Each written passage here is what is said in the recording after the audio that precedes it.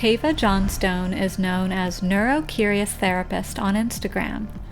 She is a licensed clinical social worker, psychotherapist, children's mental health consultant, and parent coach. She specializes in autism parent training, with a main focus of her work helping parents of gender-questioning youth. Tava approaches her work from a developmental biopsychosocial lens that centers family connection rather than ideology. Tava was born and raised in Southern California and is a lover of free speech and personal liberty. She is now libertarian-leaning and politically homeless after being a lefty all her life. Tava is critical of the authoritarian methods used by what she calls social justice culture. Tava has been a speaker on numerous autism and neurodiversity panels for professionals and parents. She is also a proud homeschooling mom. During our conversation, we discussed the differences between autism and neurotypical honesty, and why being forthright is such a valuable quality when faced with mass delusion. We talk about her passion for what she calls neurodiversity parenting, what piqued her interest in the phenomenon of rapid onset gender dysphoria, the ideological capture of her profession, and more. With part 1 of our interview, I'm Sienna Mayheath, and this is Leaving the Left for Liberty. So Tava, it's been such a privilege to observe your journey of waking up, so to speak, and lifting your voice in a really brave way that I admire. And many people know you from Instagram as Neuro-Curious Therapist, without the. That's right. Right. So why do you call yourself the Neuro-Curious Therapist, and what does it mean to be neurocurious or neurodiverse? I named the page Neurocurious Therapist because I opened it intentionally to just do advocacy for autism.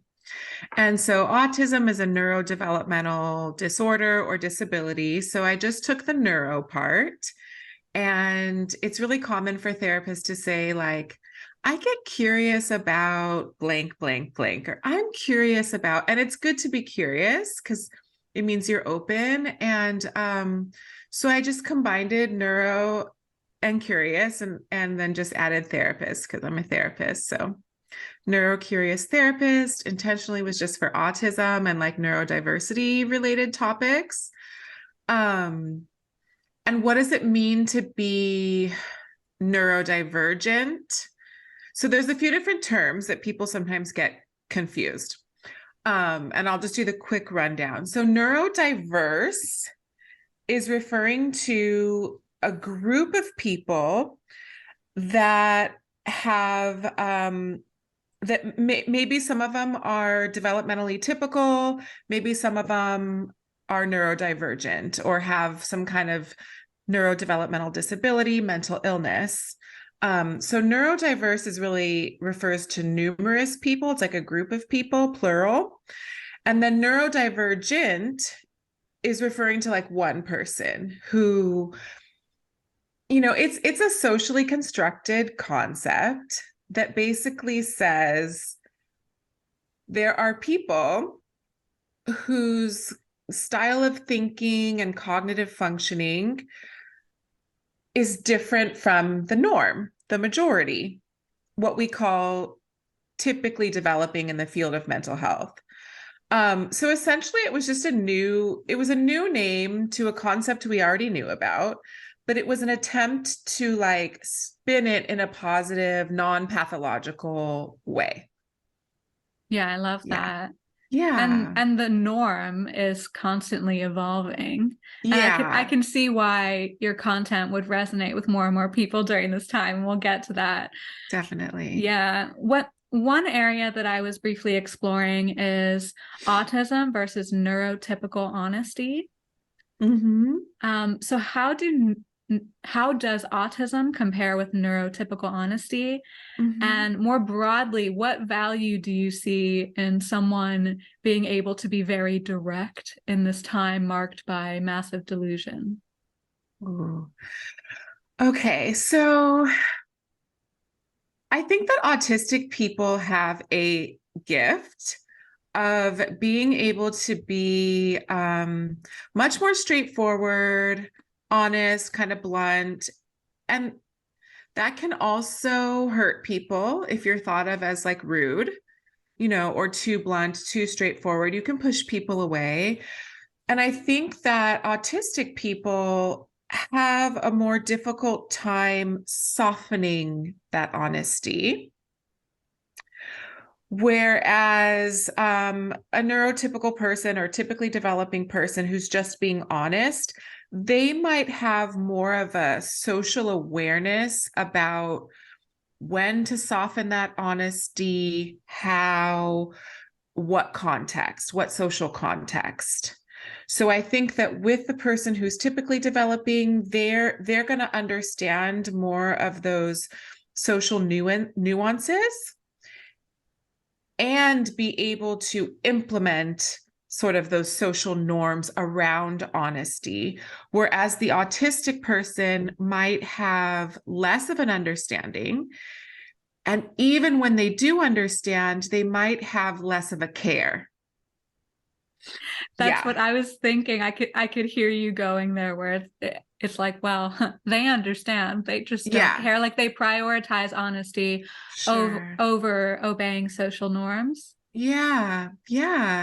Autistic people are like the original, cool folks in my mind in some ways, because there's a ton of social nonconformity, which we all know sometimes it can get you into trouble. And sometimes it's a really positive trait to have. I love that. Yeah. So go ahead. I was just going to say the part about what was the question about the mass delusion, having honesty in an era of mass delusion? Yeah. What value do you see in a person being able to be so direct in this time marked by massive delusion? I see it as a huge strength right now, because I think that many aspects of our society, they're struggling from not only mass delusion, but a lack of courage. And so folks who are more comfortable being honest and accepting the risk that comes with that honesty, we need more of those people right now. I think it's a huge value. I agree. Yeah. And how might the concept of neurodiversity resonate with a rising number of people now? Like in this time, your audience is just growing and growing and growing beyond the audience that you had maybe a year or two ago. Yeah. And I think that's because there's a wide span of free thought. I mean, for better or for worse, there's free thought outside of the realms of truth. I mean, people think that men can become women and women can become men, but that's freedom of speech for you. So why do you think that your content is resonating with so many people? I think people are hungry. I think people are hungry for,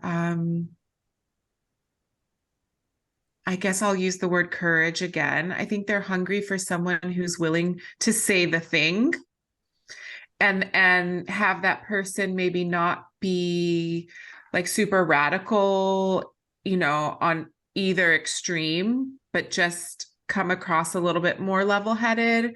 I get that feedback a lot that my content, even though it pushes the envelope a little bit, it's still respectful and professional and grounded. So I think people are somewhat hungry for that.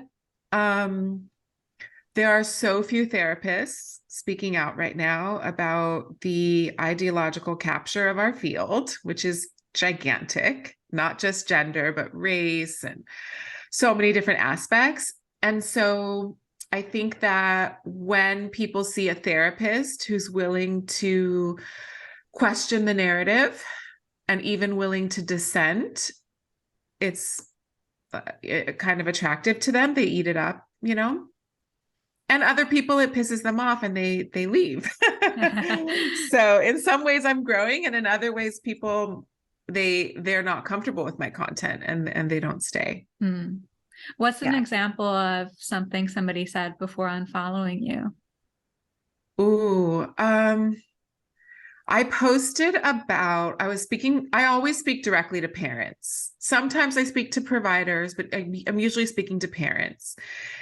And I posted to parents about the risks of today's youth, some of the identity exploration that they're taking, which is typical child development and healthy adolescent exploration, I would argue. However, I was informing parents about the risks of today's identity exploration as opposed to a few decades ago when we were exploring punk, hip hop, skater, goth, cheerleader, nerd, geek, whatever. So I was explaining to parents that the difference today has more serious implications, particularly with gender. And a larger autistic account, an adult, told me that I was lying, what I'm saying is not true, and I know it.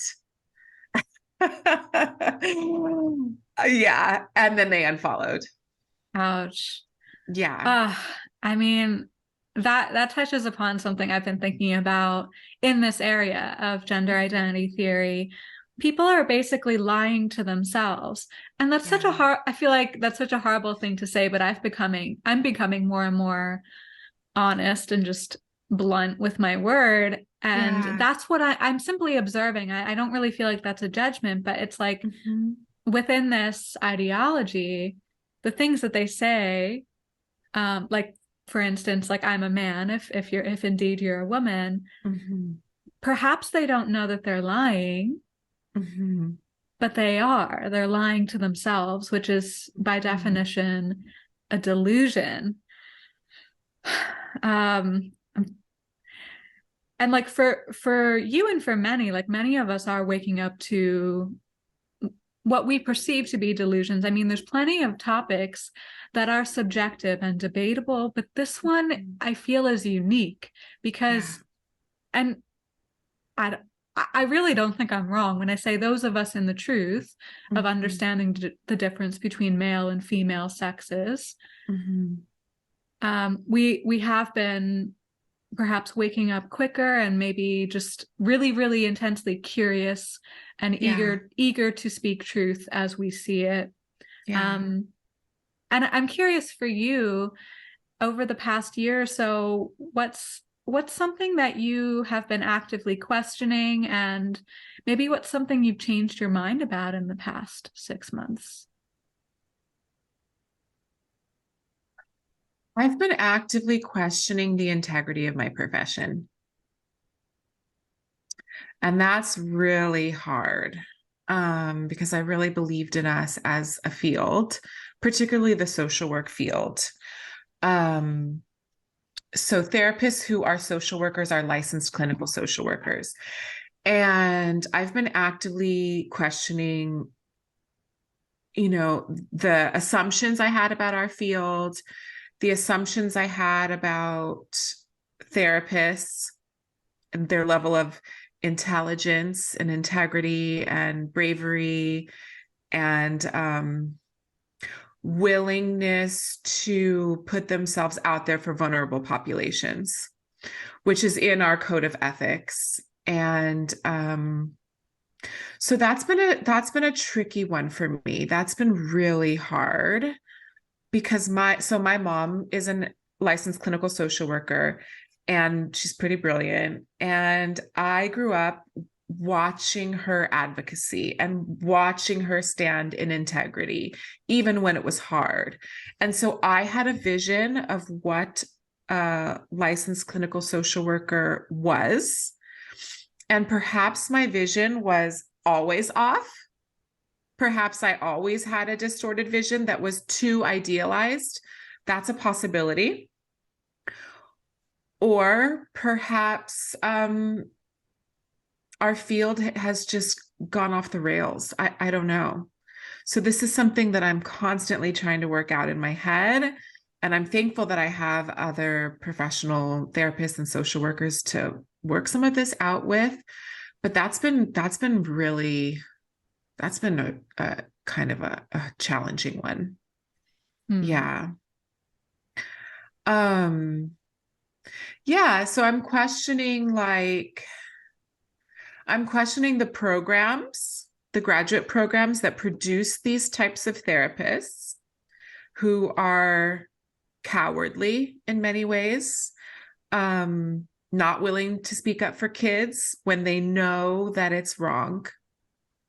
So some people, I think, maybe some people are lying to themselves and believing their own lies, like you mentioned, and maybe others are not. Maybe others really do know that it's wrong, but they're just too fearful to say anything about it.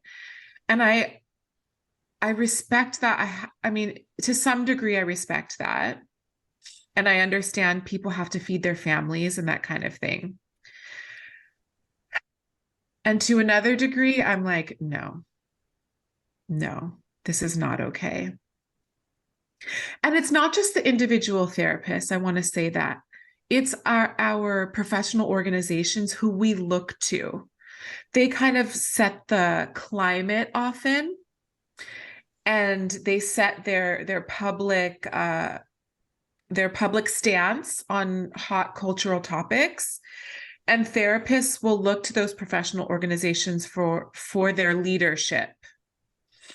And those organizations have also been significantly ideologically captured. So in some ways, the therapists who don't speak up, they're kind of being like sheep and just trusting what the governing bodies tell them to believe, which to me is just like, whoa, like I don't understand it. It's not in my temperament. It's not in how I was raised. I just don't get it. I don't get it. So that's been a tough one. I wonder if maybe the deeper issue, and maybe I'm wrong because I'm looking at this from an outside perspective, but I wonder if the deeper issue runs in the role of advocacy in your field.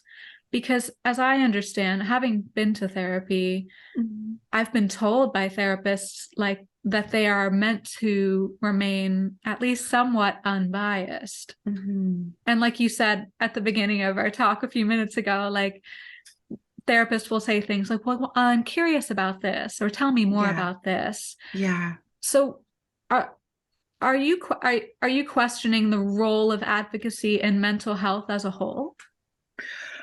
I think so. So, therapists all come from different disciplines.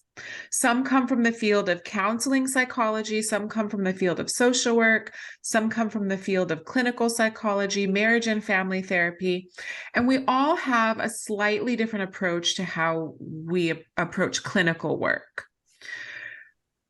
Social workers, which what I am, we've always had the role of advocacy, even in our clinical work. But it wasn't understood to be invited into the clinical office.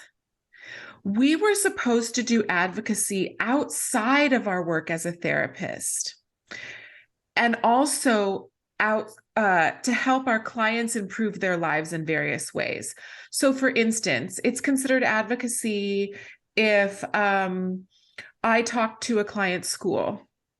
Let's just say a client's school is doing social transitions behind parents' back, and I'm working with this family and they want my help to make some changes within the school. That's considered advocacy.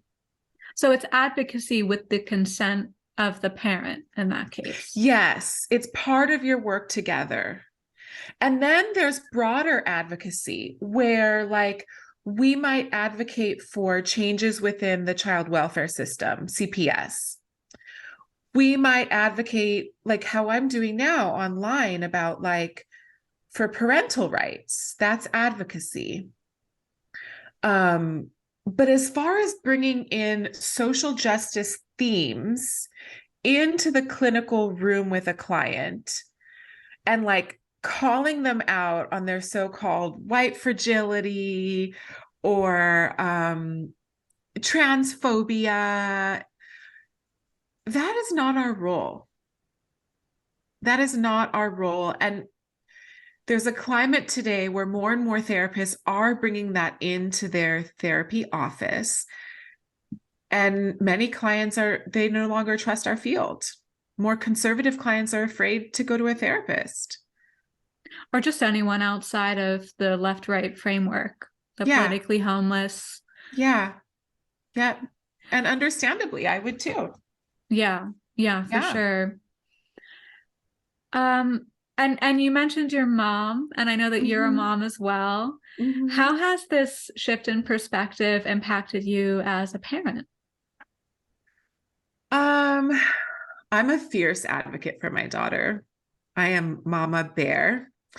And that happens when your child's born. I mean, it's a learning process and it strengthens over time. But even if you were previously a people pleaser, very agreeable, when you become a mom, something ignites in you as long as you're psychologically well. Some parents who have very difficult abuse and trauma histories, they might be a little bit less protective, or they might be overprotective in an inappropriate way. But when you become a parent, the fire lights in you. And then hearing about some of this gender ideological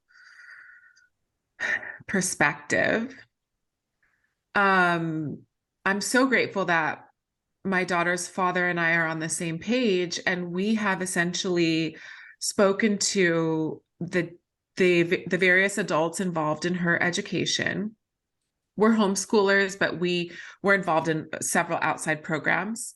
And we've spoken to those adults and shared our values and essentially said, these are our values. If you're going to do the pronoun check-ins, if you're going to teach ideologically based anatomy and biology, please let us know, because we're going to opt out of your program. So we weren't trying to change their beliefs or their program, but we were saying we want to be informed so we can make the best decision for our daughter and our family. So that's been a major change for me. I don't normally have those kinds of value conversations with people involved in my child's life, but I do now.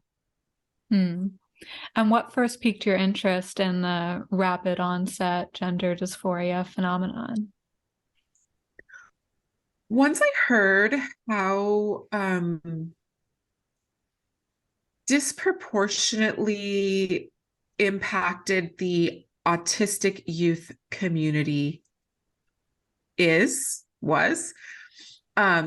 with the rapid onset of gender dysphoria, gender questioning, and their disproportionate representation at the gender clinic.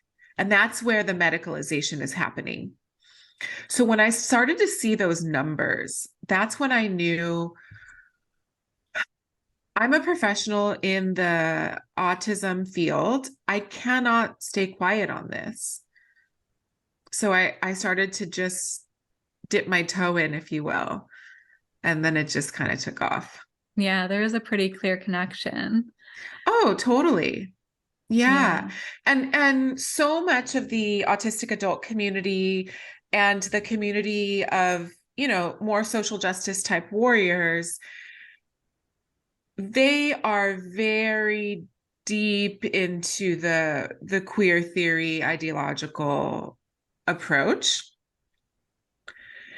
So there is not much dissent being said out loud that I've seen in the adult autistic community about the medicalization of kids. Yeah, I'm just pulling up the definitions that you shared of queer theory and gender identity theory. And I want to make sure I get them right, because there are some really big differences. I mean, I've been wondering, does it make any sense that gender can be considered both a social construct and an immutable identity? I just don't understand. Because I don't think it makes sense. But let's look at the differences and maybe you can expand on them. So queer theory, as you've written, is the belief that gender is fluid, a social construct, a performance hostile to medical and biological science. Mm-hmm. However, gender identity theory is the belief that gender is innate, a sexed brain, essence, or soul that can be born in the wrong body. Use of brain science and attempts to legitimize theory favors use of medicine and surgery to fix the body to align with gendered psychological feelings. And this sounds more like a religion to me. Mm-hmm. So that definition came from Lior Sapir. I don't know if I'm saying his name right. I'm sorry. And he did a fantastic interview on another podcast, Gender, a Wider Lens. And that's hosted by two psychotherapists. And he explained that when we say gender ideology, we're actually kind of misspeaking a bit because there are two main ideologies. So it's plural. There are two main ideologies that are intertwined in the movement of gender transition. So queer theory, do you want me to go over them again, or how would you like me to approach it? Could you expand on them? Yeah. Okay, so queer theory is interesting. First of all, not many people, including myself, fully understand it because it's so like esoteric out there. And it was designed to be one of those niche theories that lives on university campuses, that doesn't really make it out into the broader world, and certainly not into elementary public school classrooms. This was a theory for adults. Judith Butler is one of the main authors of the theory. And this was a theory for adults to play with gender, the outward presentation of gender, our gender roles. To queer something means to like make it kind of weird, make it so there are not firm lines between categories. And I understand it as this like playful adult movement. I was a hairdresser for 10 years prior to becoming a therapist. And I worked with people who did not call themselves queer, but who could very easily fit into that category where there are straight men playing with eyeliner and nail polish and getting in touch with their feelings. And, it's not a big deal. And it was for adults. Okay.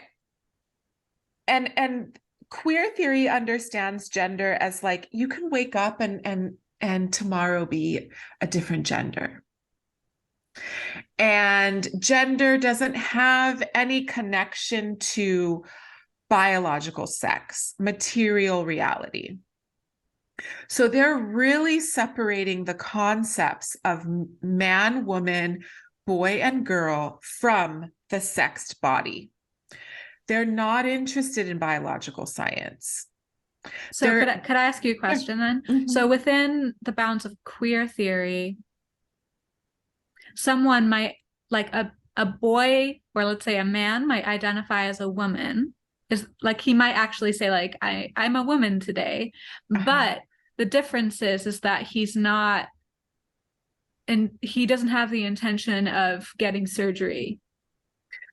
Originally, yes, that's how the concept would be understood, because the queer theory proponents, they're not interested in medical science. They're not interested in biology making you a man or a woman.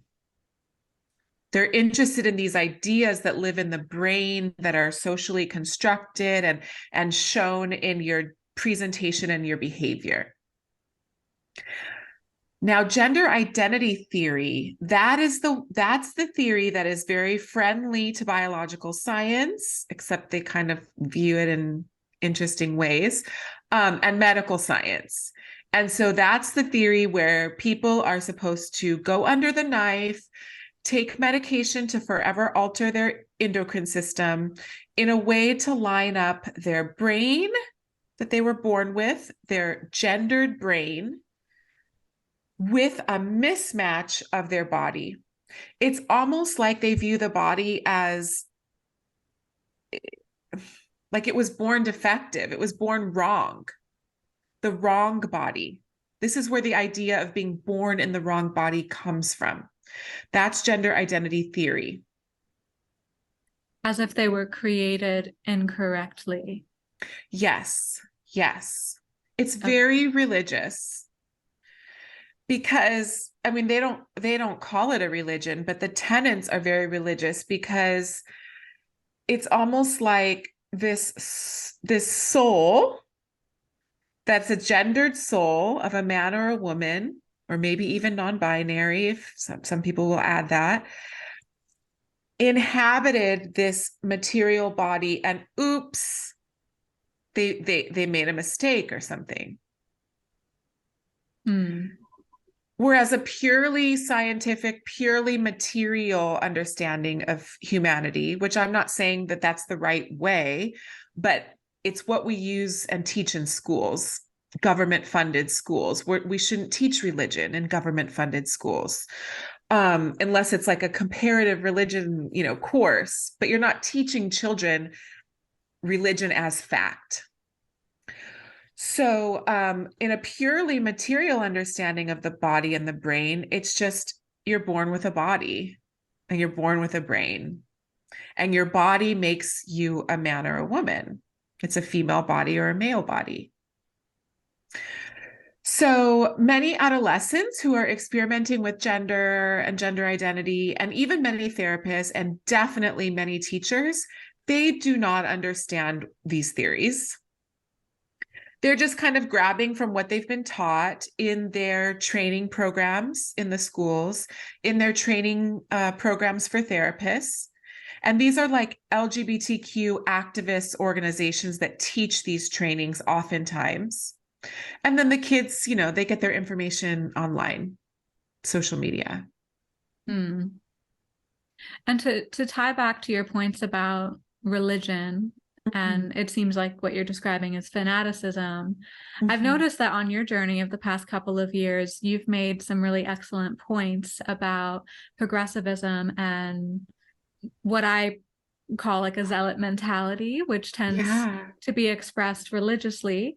And you've written, quote, "Some progressive folks think they're secular and evolved and even go as far as to mock certain faiths. Yet they fail to realize they are equally religious with their gender ideologies." And I see that as well, sort of a zealot mentality evolving within the themes of religion, perhaps, on a secular level, of gender and of race. And so, like, on a personal note, why do you think your senses are so heightened to this fanaticism as it's happening in the culture of the left? I was raised in a mostly secular Southern California mixed race and interreligious family. So the religion that we did have was mixed in the family. Part of it was a religious minority, and we only really celebrated holidays. So there wasn't religious teachings in my home. So we were secular in that way. And so being raised without religion, I feel I have a hypersensitive radar to religion, to religious ideas and beliefs, as like not being able to be, proved in material science kind of thing. And also the like the evangelism, like the attempt to convert people, and the rigid ideas about like the saved and the sinners, if you will. And these themes are just so prevalent in social justice communities of like right and wrong, evil and good, sin and sinner, repent now and keep your job. you know I so know. that's how I see it. Yeah. And yet I feel like what they've created is what I believe to be a kind of a righteous version of that. I mean, they've Yeah. drawn these, what I think to be kind of perverse, inverted lines in the sand of what's right and Yeah. wrong, and Mhm. more particularly what's true and what's untrue. Yeah. And Yeah. now we have the people on the other side of that line saying, well, actually, I mean, I will say, like, I have a desire, almost, I'm not even Christian, but I have a desire to be like, repent, like repent for Yeah. these for Yeah, these totally. untruths. So like, what Yeah. do we do with that contrast or almost like similarity? Because when you're in the right of what's Mhm. true, like beyond, maybe we could talk about morality next, but like just what's true. Yeah. Um, how can you not kind of become a zealot about that? Yeah. I think you're right. It's like a perversion of what, you know, I don't mean to insult religion. I think religion has a very positive place in many people's lives and in many societies. But it's like a fundamentalism where it's like a good thing has gone like maybe terribly wrong, just extreme. And there's no room for nuance and differences. And that's where the fundamentalist part comes in. But how do we try to stay grounded in truth and speak the truth and not become a zealot ourselves? Is that what you mean? Yeah. Um, I think I think approach might have something to do with it, like style of how we talk about the truth. Yeah, I think just being careful not to adopt the tactics of extremists, leaving space for some doubt, leaving space for disagreement, conversation. But I do think that it's appropriate to have firm lines in certain places, and firm lines at material reality are important when we are not operating in a secular realm, I mean, in a religious realm. So like what I'm saying is that public schools are secular institutions in the United States. They're government funded, they're supposed to be government funded secular institutions. So when we're teaching kids about their bodies and about biology, I think that we should stick to the science.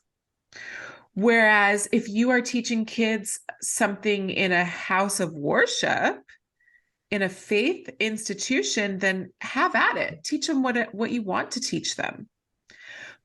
But we don't get to do that to other people's children without parental consent.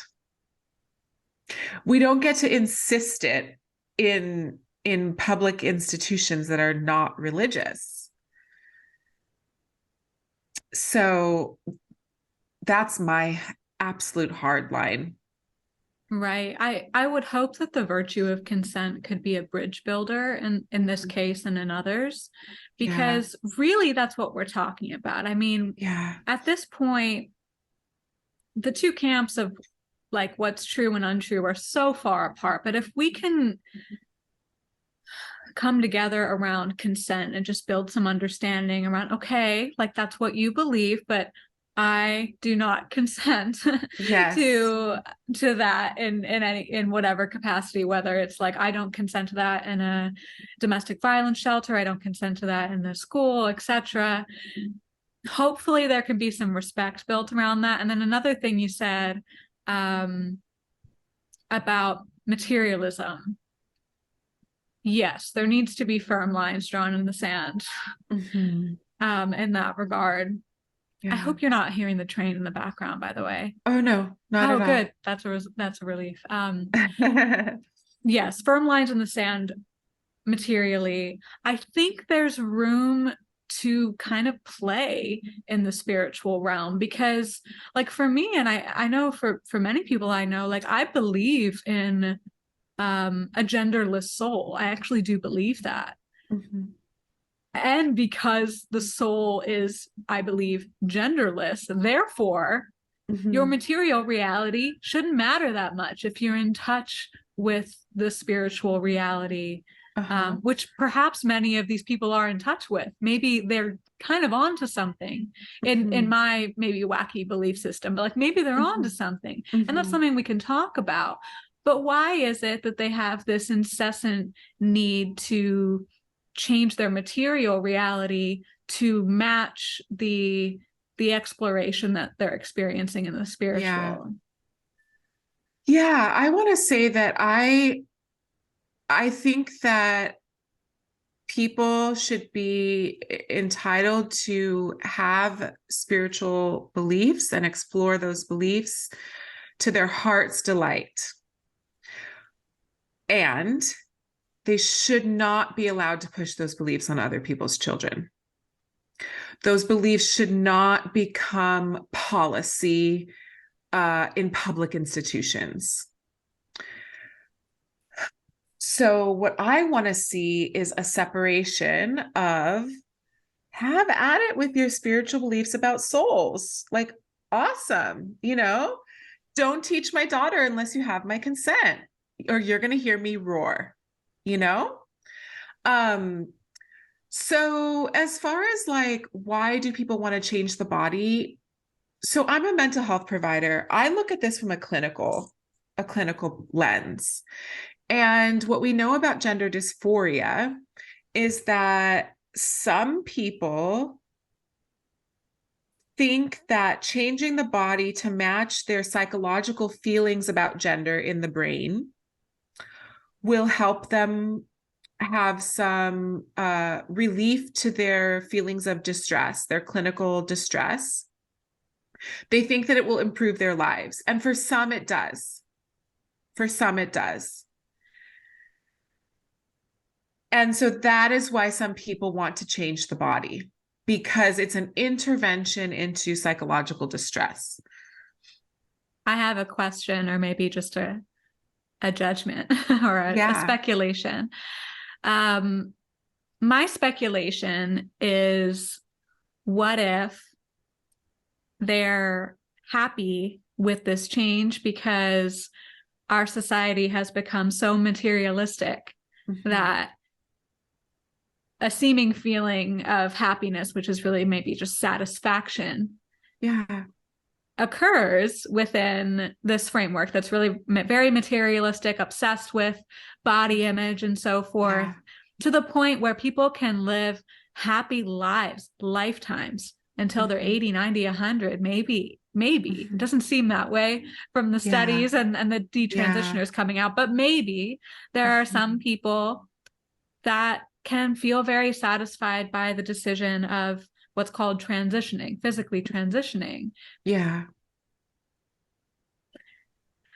But I know that that's maybe not so much a clinical perspective as more of like a philosophical or spiritual one. But that's, I guess that's kind of my rebuttal to when people say, well, some people are really happy with that. And I'm like, yeah, it's because our society's messed up, though. Yeah, no, I agree. I agree with that. I was talking with my mom about it recently, and it's like, of course, teens and other adults are going to hate their bodies. We live in a culture that tells us to hate our bodies.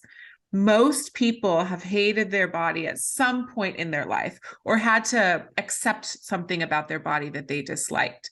I don't know if most is the right word, but it's very common, whether you have gender dysphoria or not, to want to change something about your body. So I think that for some, that change brings them psychological satisfaction, kind of like how women might get, a breast reduction, a breast lift, where you just feel better about your body, I guess. And I think for people who have gender dysphoria, they really want to be seen as the opposite sex. And so when society like sees them in that way after changing their body, for some people it can bring them some psychological relief. But we know that it can take like 7 to 10 years to really know if it was the right decision for you. There are detransitioners who are saying, you know, they were happy for 10 years. So, and other people transition for other reasons. I think it's important to state that not everyone transitions because of gender dysphoria. Some people transition because they just want to be perceived as the opposite sex in society. It makes their life easier in some way. And other people transition because they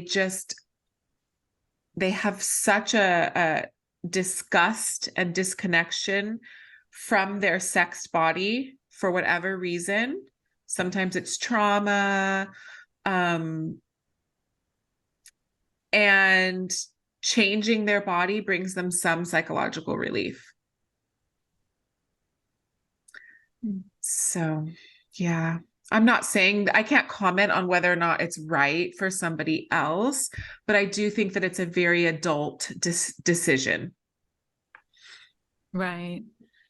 And also reflecting on some of the points you made about gender and race, both of those things kind of infiltrating what's called just kind of loosely called social justice ideology. Mm-hmm.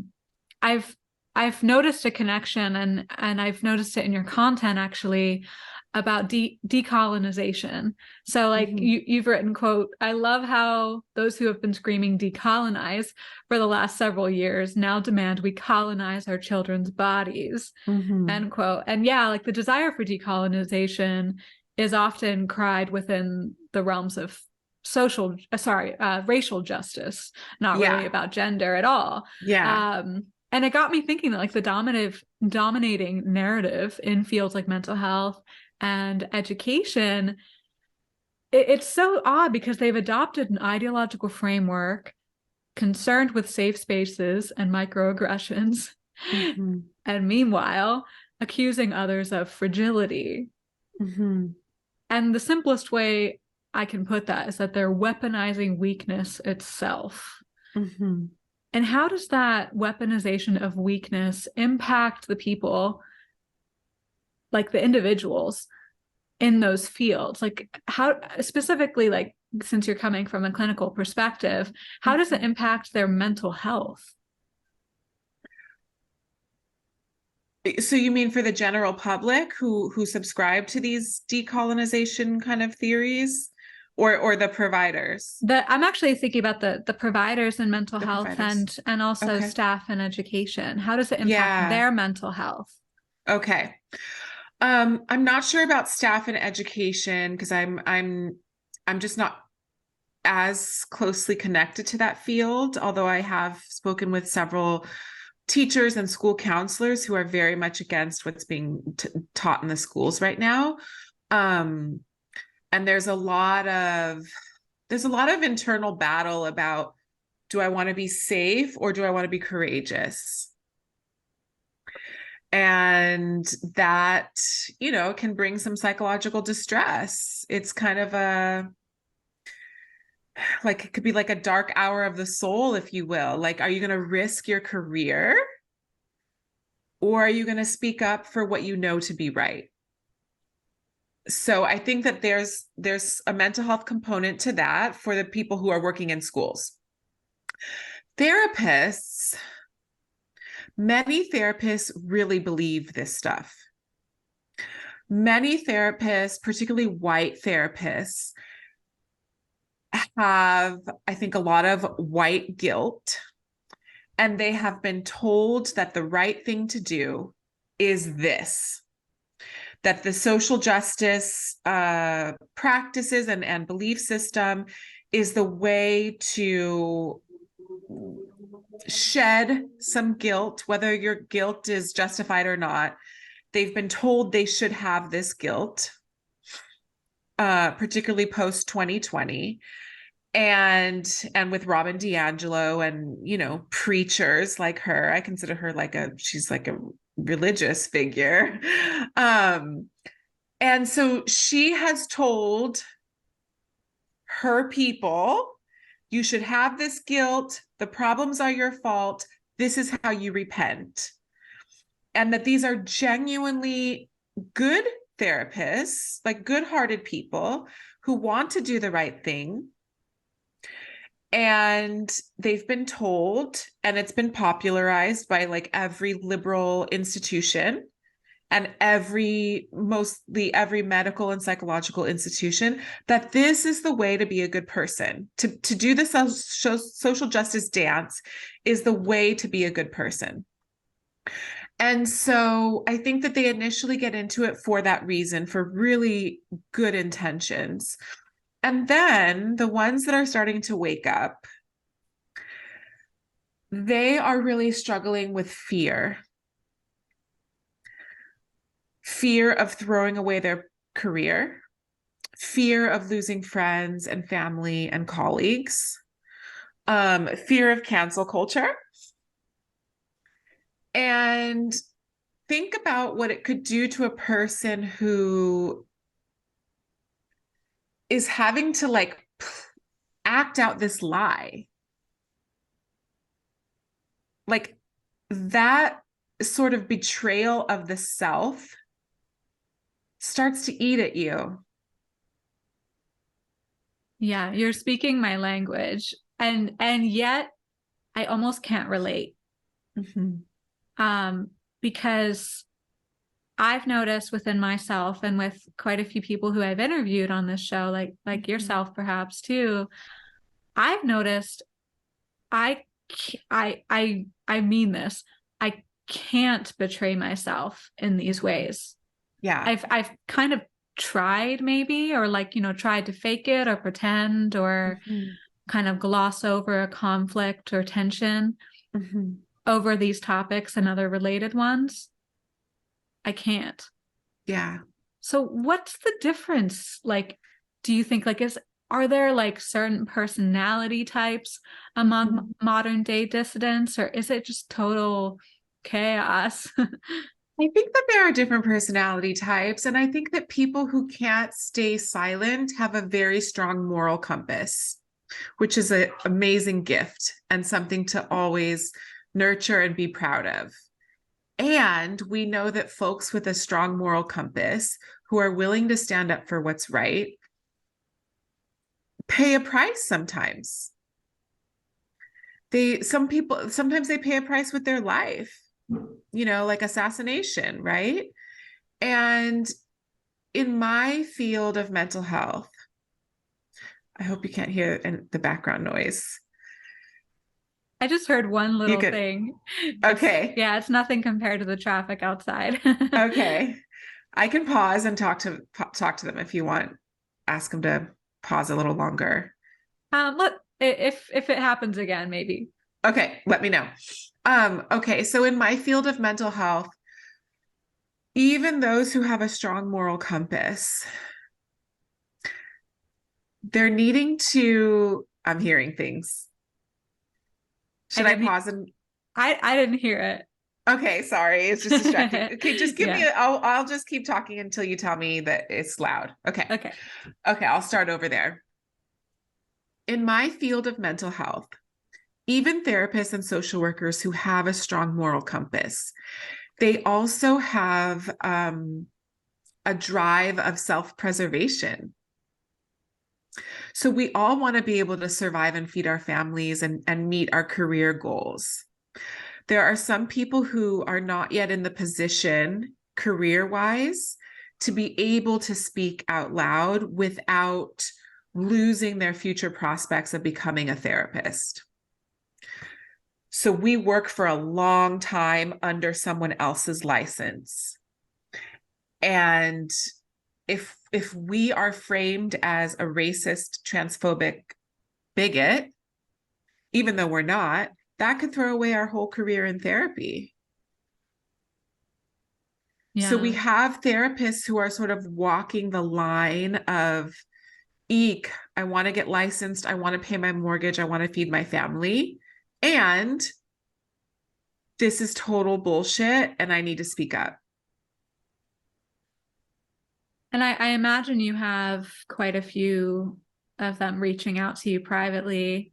I know Pamela Garfield Yeager, who was on the show before, she's just shared kind of anonymously, like, there's plenty of therapists and social workers reaching out, but so few speaking up.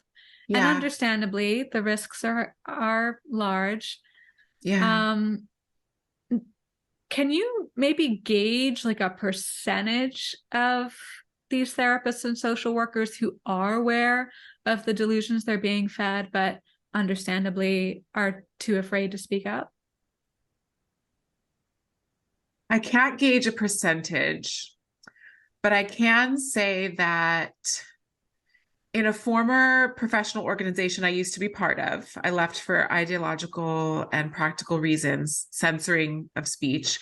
There were 100,000 members, and there were like 4 of us speaking up. That doesn't mean that there aren't a ton agreeing with us privately, because I did have a ton of people reach out to me privately, probably in the dozens.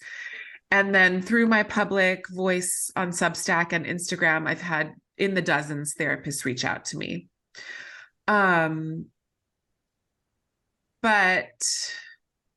I don't know the numbers. I don't know the numbers. They're like in hiding. They work at group practices and they're afraid of being, nobody wants to be an outcast.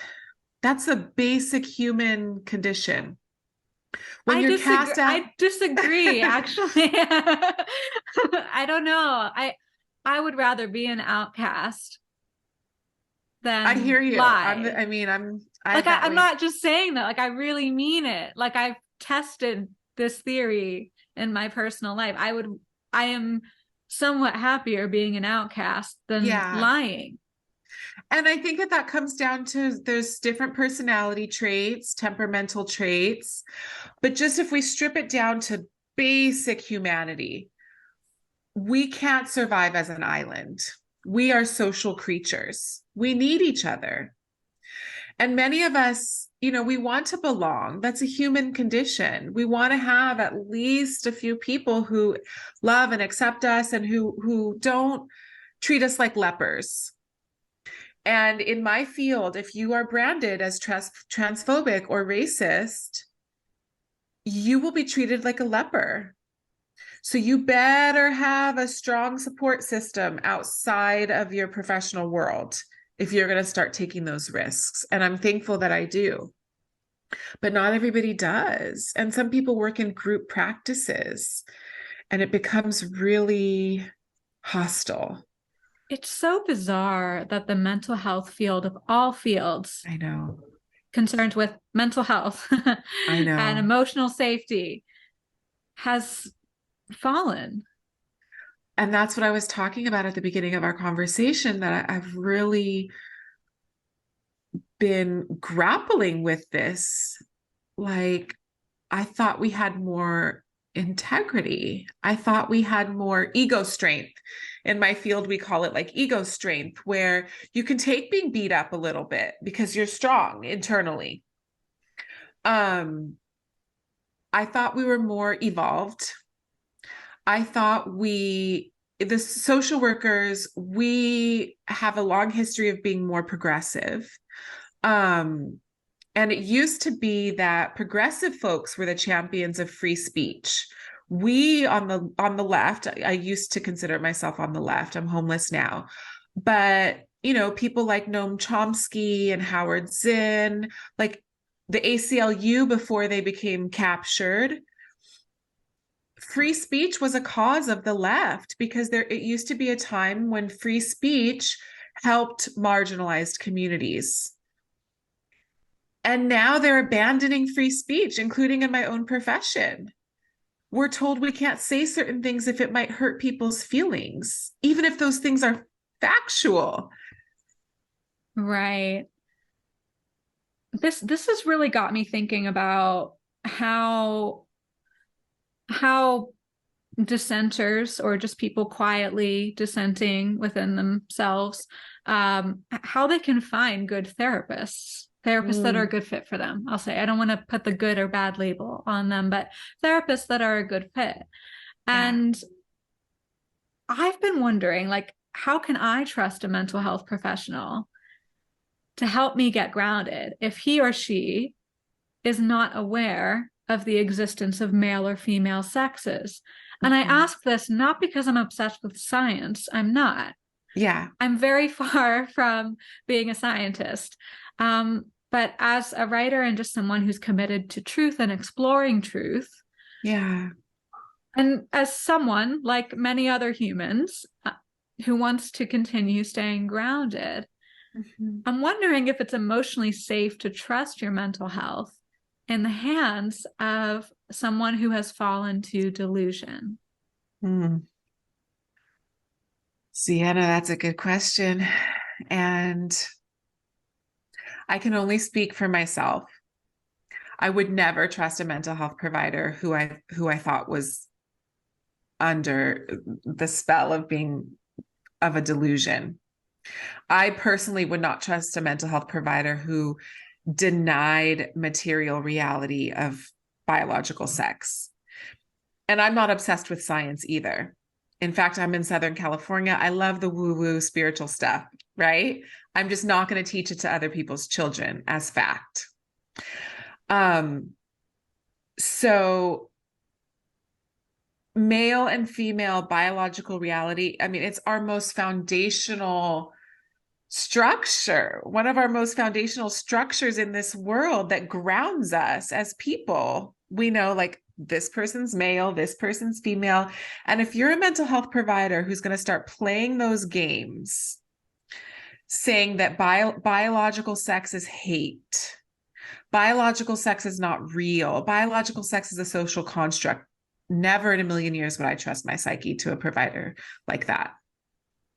And that's fair, because understanding the differences between male and female, I mean, it's kind of like baseline for just being grounded in reality. But then digging deeper, like, I wouldn't want to put my mental health in the hands of someone who aligns with the abusive culture of trans activism. Like, I think what you were just describing is a form of gaslighting. Like, because I mean, it's one thing if someone just has a different opinion or is mistaken, but then for them to push it on you, and then even for them just to privately believe that it's hate, like, that skews the perception of what could be happening in a session. And, like, for me, like, I value, especially in a therapist, I would value someone who's grounded in basic truth, therefore not delusional, and in a paradigm that is at least more empathetic, more honest, and embracing of storytelling,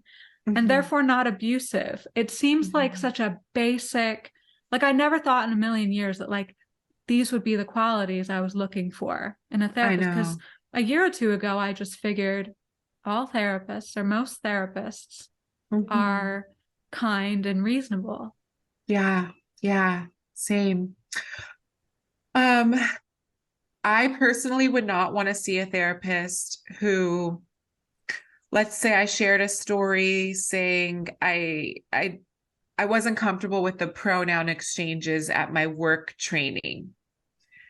And if that therapist was privately thinking, wow, you are so transphobic, I wouldn't want to work with that therapist, because I believe that it would influence their work with me, thinking that I'm transphobic when I'm not.